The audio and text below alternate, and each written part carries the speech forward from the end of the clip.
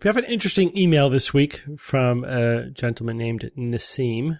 He writes, I'm a software engineer who writes music as a hobby. Recently, I have bumped into the topic of 432 hertz tuning in music. You can find a lot of information about this all over the internet. The basic premise here that once upon a time, musical instruments were all tuned so that the note A, 4's frequency, so I guess that's the fourth A, the A in the fourth octave, frequency was 432 hertz, which is said to be mathematically consistent with the patterns of the universe.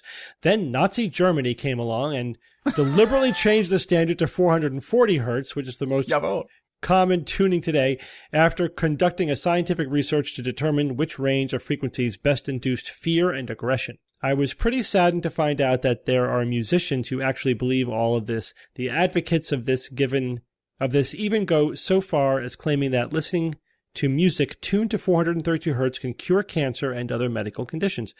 Well, thank you, Nassim. Did you guys go down this rabbit hole? 432 hertz tuning and music? To recap, the international sort of concert tuning or orchestra tuning standard is that A above middle C is tuned to 440 hertz, right? So that's the reference point on which all other notes are then tuned. And that there are those people who think that that A note should not be 440 hertz, it should be 432 hertz. Why, you might ask? Well, Why? Because it's divisible by 8. But more than that, it is the inherent resonant frequency of the universe. No. And Jay, your DNA will resonate with that frequency, as well as the energy in the cells of your body. And so therefore, if you listen to 432 hertz tuned harmonics, it will naturally heal the electromagnetic energy in your DNA and in your cells. So you're saying if I tune my guitar to that frequency, it'd be like, when I'm strumming, I'm coming. When you're strumming. Yeah. I guess you could say that. Yeah. Just you though. So listening, me and Arnold, yeah. From a Tuned Vibrations website, listening to 432 hertz music resonates inside your body, releases emotional blockages, and expands consciousness. 432 hertz music allows you to tune into the knowledge of the universe around us in a more intuitive way. Sounds reasonable. Wow. Got that? So, yeah, it's all BS. So, they're trying, and then they say like, oh, when you listen to music that's been tuned to 432, it's like you're in heaven. It's just wonderful. And, music that's tuned to 440 makes you feel bad and, just grates inside your skull. It's all placebo, nocebo effect nonsense. You can go on the internet and search for music that's been retuned to 432 hertz. Because allegedly it's supposed to sound so much better. I got to be honest with you, I can't even hear the difference, let alone tell you which one is better. Well, that's because you're dead on the inside. So. Yeah. That's right. I am dead. You didn't. Mm-hmm. I found one website, the Sound Blog, where the author actually, Trevor Cox, did a little online experiment. It's not, a scientific experiment, but he just created music that was tuned to different frequencies, 416, 424, 432, 440, 448, 456, and 465. And then 4 for 1. If people went to his website and they could take the test, it'll just give you two samples, of comparing two of those frequencies, and you have to pick which one you like better. And then it collated all the results. And the one that got the highest rating was 440, actually.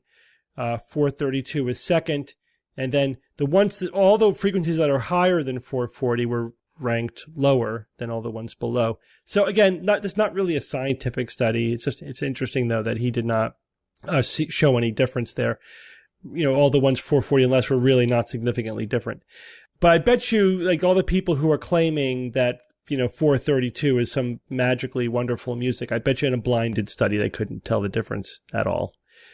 The other thing is that, I've read a lot of comments, a lot of opinions about this, and one theme that was fairly consistent when musicians, who didn't drink the 432 Kool-Aid were commenting, a number of them made the point that, the tuning actually doesn't matter.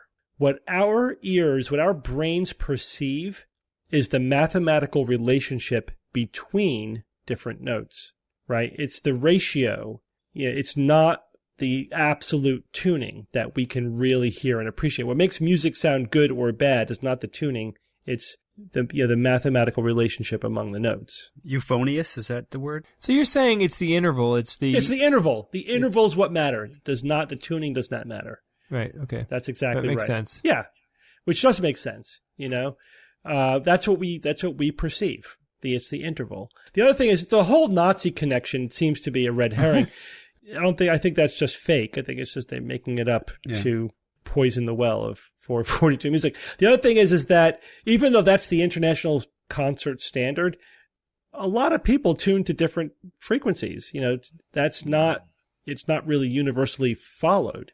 So a lot of music out there, a lot of bands will decide deliberately or whatever, for whatever reason, just use a different tuning, sometimes as an artistic choice.